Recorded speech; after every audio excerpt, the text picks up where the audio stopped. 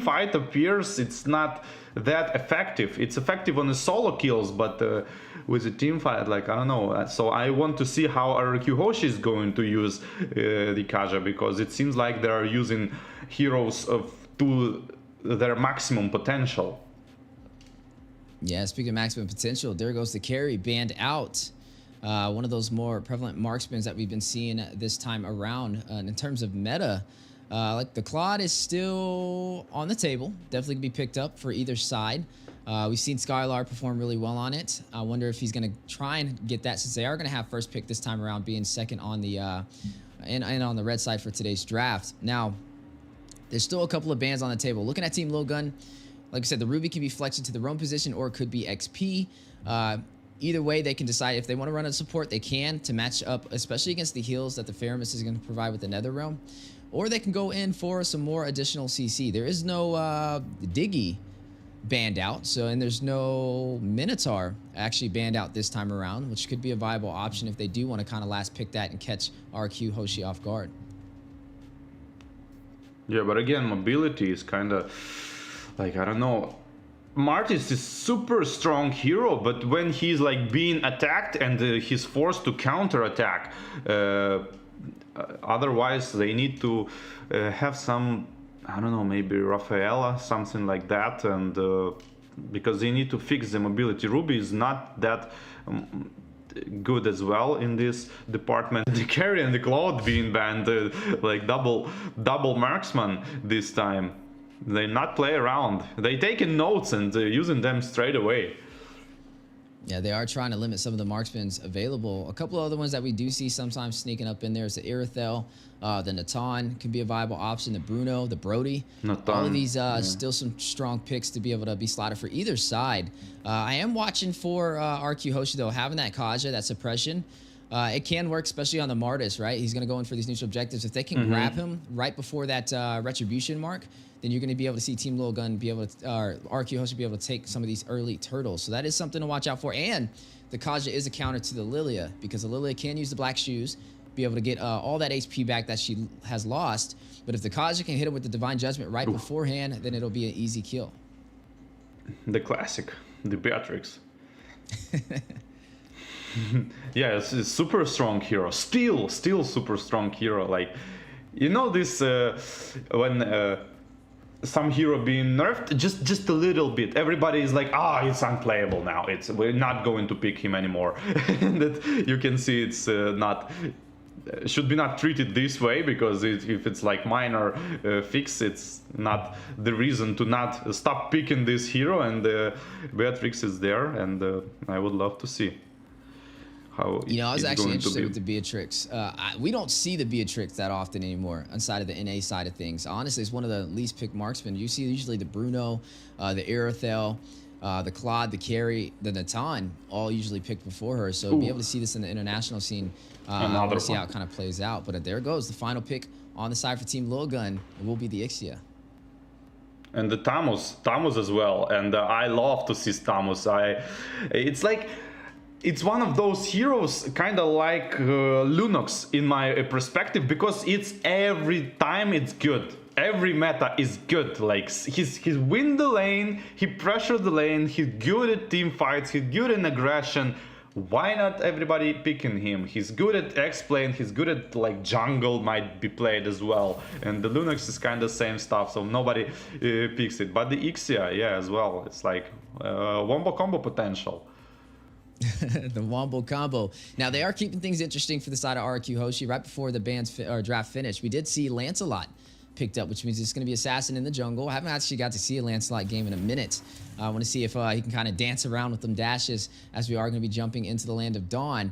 But like we said, this is a best-of-3 group stage A, and we're seeing RQ Hoshi currently sitting with a possible match point for a sweep over Team Lilgun, kind of leading the way for Indonesia up against Mongolia.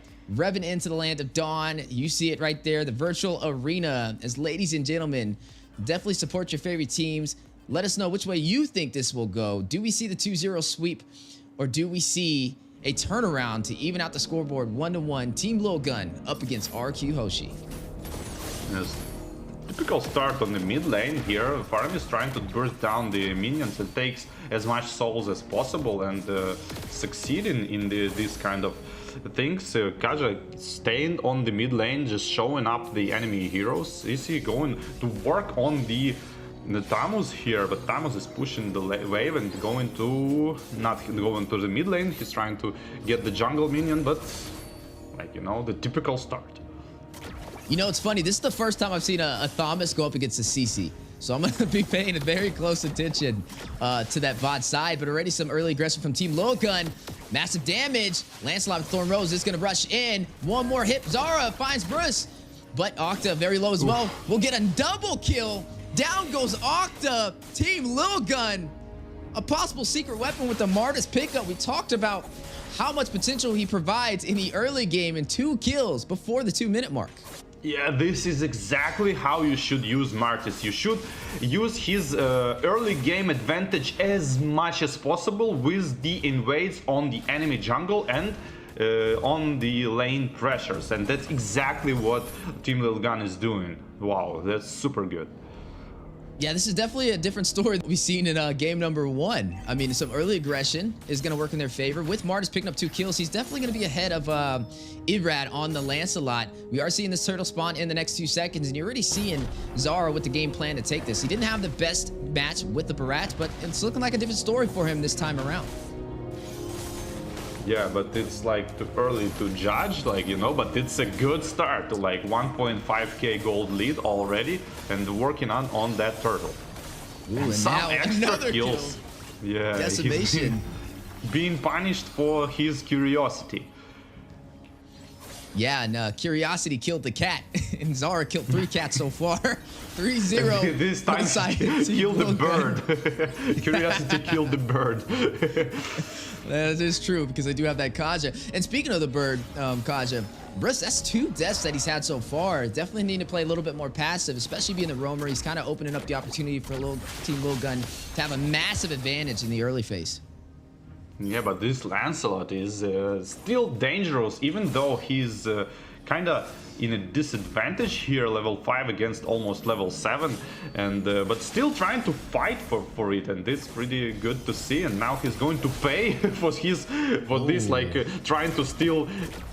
I mean, trying to not give the steal of this Ursa to the Martis, but being punished for that. Team Lilgun seems like they reloaded. Yeah, and you're going to see Bruce off screen. He's going to catch Baybex. That's going to be the first kill for RRQ Hoshi. Irad finding his first death of the game.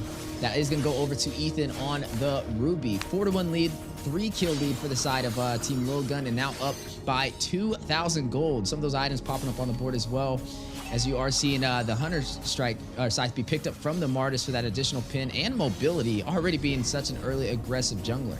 But look on the farm table. The Beatrix is dominating actually Ixia with that quite good gold lead at this point, and there's going to be a deciding factor, the fight, when Beatrix is going to join the fight and maybe burst somebody.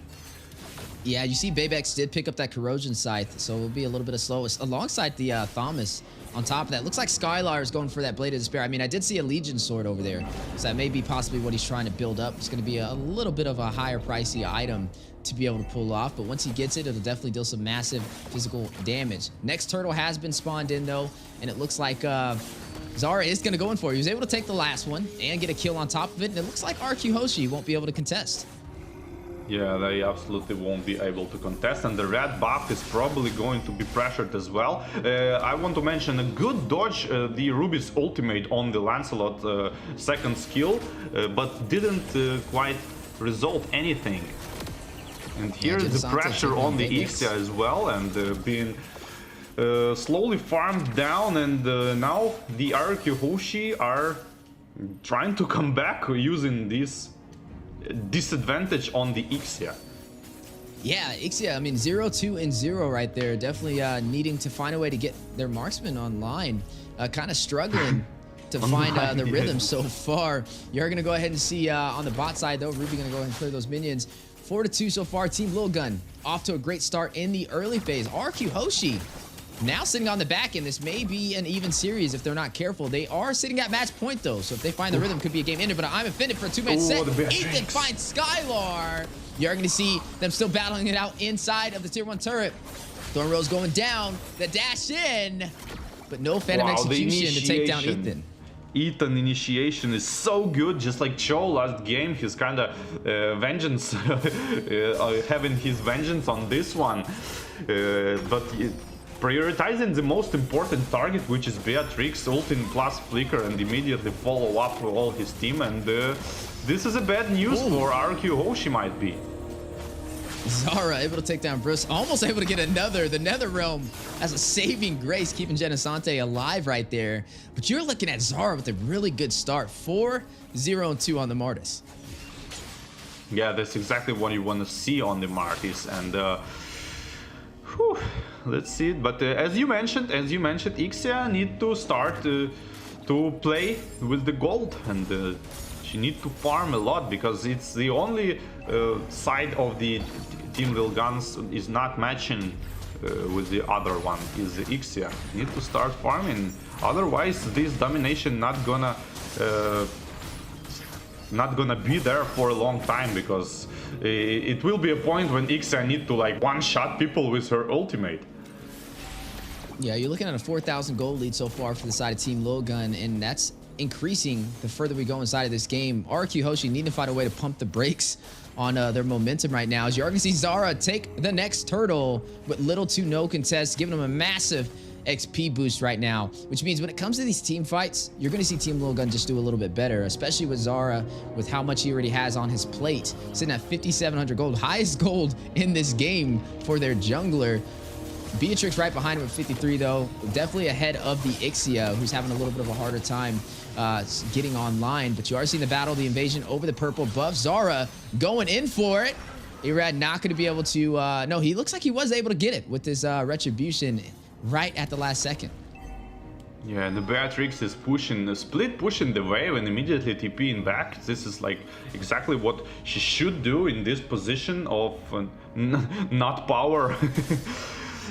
No position of power here from RRQ Hoshi, but if they manage to hold up for like 6-7 minutes additional, I mean, not 6-7 minutes, I mean basically it's one fight.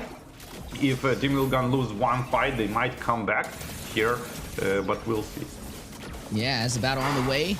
A siege for the tier 2 turn, the proxy of the lane. Massive damage goes out. Forbid takes on Briss. Zara gets another, finds Skylar. And now we'll be able to take this tier 2 turret on the bot side. But in the mid lane, pay attention to Irad trying to go in, trying to find a trade. Bebex will find a turret off screen as well. That's exactly what they are doing in terms of like aggressive defense. Like, you know, they Team Lilgun killing RRQ Hoshi people, but the Lancelot trying to even that out and like split push, defend, don't let them get the objectives because of that kills. And yeah, that's the right thing to do, to kind of drag the game a little bit, hold it for more minutes. Yeah, and right now, RRQ Hoshi trying to hold off Team Lilgun from claiming even more real estate on today's match. Off to a great start with a 6-kill lead and also up by 5,000 gold as this Lord spawns in. So far, we haven't been able to see Team RRQ Hoshi be able to take any of these neutral objectives. Team Lilgun just getting everything they came for, not asking any questions, and just handling their business at every stage of the early game. Can we see RRQ Hoshi turn this around? Divine Judgment goes out. Skylar gets the kill, takes down Forbid. We just talked about this. The Kaja being the counter for the Lilia. Oh, and the Lord is being contested probably. Lancelot is kind of far away, and the second skill with the Retribution gonna steal the Lord. It was so like, I can saw it from the far away, like, you know, he's like, oh, there's Lord there. Let me try to steal it. And like, and just took it. Skylar, though, on the chase, he wants Zara. You are going to see Aizen try and kite him. A little bit of an overextension, and Aizen will be able to get the kill, but able to shut down Zara. Phantom execution in. Thorn Rose connecting Bebex. 15% HP will make his way back into the tier 2 turret. And now the Lord intact, making his way down the mid lane. And you're looking at RRQ Hoshi turning this game around. Team Lilgun now on the defense. Aizen very low, forced to go back. Forbid may not be able to get out of there. You're going to see Arad going in, trying to get the kill. Not able to close the distance on Aizen as he makes his way back to the base, and down goes the Lord. Ethan was a little bit hesitating with his ultimate because he cashed Lancelot with his second skill and he should ult immediately afterwards, but he ulted like a little bit longer, so it opens up a window for the Lancelot to dodge with the second skill, and that's exactly what he did. Yeah, you see, he was definitely on the chase. It was funny watching Skylar trying to chase down a kill, getting punished over there by Aizen, and then the same thing with Irad trying to find Aizen on his way out. Neither side able to kind of close that distance. But so far, 10-5. Even though RRQ Hoshi is behind in kills, they are now leading the way in terms of turrets, and the gold has almost equalized for both sides. Team Lilgun up by 1,000, but in terms of map control, it is now favoring RRQ Hoshi. Yeah, I absolutely agree with this one. I'm just wondering why Team Lilgun keep doing the same mistake. Like, they not focusing the heroes. They like going for these like 50-50 lords. I don't know. Ooh, but this match is not 50-50 with this engagement on the side. Skylar will find Aizen on the 4v2. Ethan left by himself to pick up the pieces, and they may go in to take this turret. Ethan not really in a position to contest, and it looks like Skylar is going to seize this opportunity. Skylar already 2,000 gold ahead of Bebex. Yeah, and the double ultimate on the Beatrix just to follow up Kaja's ultimate, Divine Judgment, and like so synchronized. Like as soon as Kaja ult, they're like grenades are flying in, and the pistols are already being loaded, ready to follow up, and super fast kill. No vengeance for Tamus because it's impossible to use while being ulted with Kaja or Franco. And yeah, taking the full advantage out of that.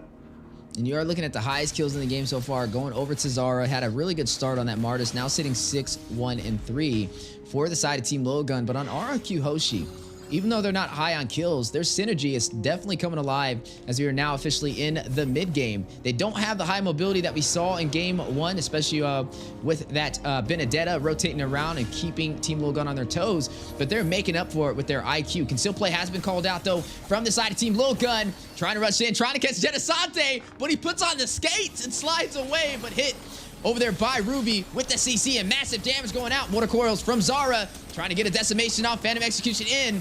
Irad will find Ethan, gets a double, shuts down Bebex, a 2-for-none trade, gets that triple, on his way to a possible Maniac as Octa will be able to find one as well. Forbid all by himself, trying to get away. RRQ Hoshi on the chase, can they get him? No. He's gonna sandwich around Irad, not letting him go, showing no mercy. Black shoes though, a massive play to be able to escape the full team of RRQ Hoshi as they're now going in for a possible game ender. They have minions and only one member to go through, but Ethan will spawn in time for some additional CC. Do they try and close it out here? I'm not sure if they can pull it off, and it looks like they are now going to shift their focus onto this Luminous Lord. Wow, what a turnaround, like. And Lancelot was kind of reminding me of this game, like checkers, you call it, right? When he was jumping on the minions, it was like like that kind of stuff. I will say Irad is thirsty for the kills. The way he's rotating around, the way he pathed over into the inhibitor turret to try and box out Forbid from escaping, but the black shoes at the last second to wrap back around into the inhibitor for the mid lane saved his life right there and avoided a full wipeout in a game ender. That could have been everything out for Team Lilguns as they're currently sitting 0-1. If RRQ Hoshi closes this game out with this Luminous Lord, it will be a 2-0 sweep, and they will have a big advantage for Group Stage A. Yeah, Radis definitely want to like give them taste of their own medicine because of the early game. Like every time is invading his buffs, every time like harassing him into the jungle, and now they gonna pay for it. Yeah, Team Lilgun backs against the wall. Everything to lose right here if they're not careful. RRQ Hoshi, Viva RRQ! As they are alive right now and doing well. 10-10 on the scoreboard, but down goes the Lord. Some great defense from Team Lilgun, but now stripped down to only the base crystal and no inhibitors. Yeah, RRQ Hoshi being able to defend all of the attacks of the Team Lilgun. Only 3 towers are down, and the mid lane, like most important tower, is still up. And RRQ Hoshi maintain their composure and not being not nervous in under the immense pressure Team Lilgun putting on them, and gathering their thoughts for this like final counter attack, and they did it quite good. Just like waited for some items, I guess. Yeah, now they have all the lanes synced. It looks like they're going to go in for the close. They don't have the Lord, but no worries. We have the minions and the damage. Massive play. Big on offended set, though. Baybex will find Octa. Forbid takes down Bruce. A turnaround. Team Lilgun on the defense. Phantom Execution out. You're going to look at Irad doing a quick 180. Not going in with what they came for. RRQ, Hoshi, a little bit of a miscalculated play right there. And Team Lilgun able to turn it around. I mean, RRQ Hoshi damage every single target for like 20-30%, maybe even lower, but they should like... They was damaging everyone instead of like trying to focus priorities. They thought they can kill all of them, but damage wasn't there in when you put it like that on the every single person you can see around you. And yeah, now they go into defend, and the Team Lilgun has a small window to actually come back and maybe potentially 5 versus 4 somebody. But Kaja is running straight from the base already. 10 seconds for the Lord, and it's going to be 5-5 on the Lord.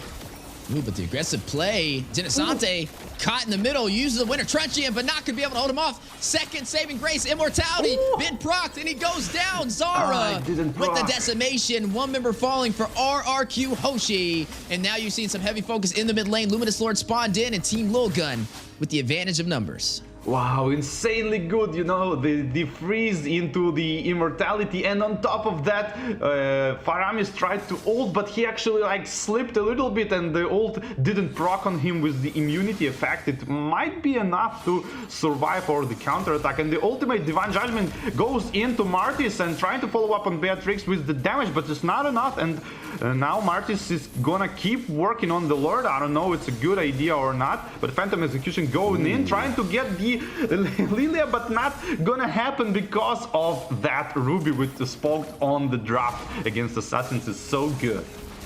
Yeah, Irad did fall though, so there's no retribution for RQ Hoshi, and now a possible opportunity with the numbers from Team Lilgun to close this game out. Octa gets a kill. Zora takes down Skylar. That's gonna be a 2-for-2 trade so far. Looks like the numbers have equalized. RQ Hoshi finding a way, finding a will. Burst will take down Forbid. 2 more members left to go through. Make it 1. Zora Immortality has been procced. May not be able to get out of there. Ringo order for the slow. Burst on his tail.